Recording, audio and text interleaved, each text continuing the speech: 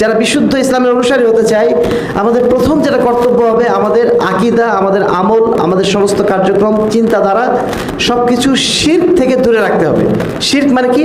শিরক মানে এমন কথা, এমন চিন্তা, যেই চিন্তা আল্লাহ রাব্বুল আলামিনের সার্বভৌমত্বকে ক্ষুণ্ণ করে। আপনি ইবাদত করছেন, ইবাদত করবেন শুধু আল্লাহর জন্য।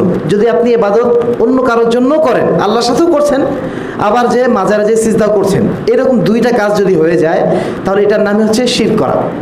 কারণ যেই ক্ষমতা আল্লাহ রাব্বুল আলামিনের আছে, সেই ক্ষমতা অন্য মানুষের কাছে কামনা করা, সেটার নামই হচ্ছে শিরক।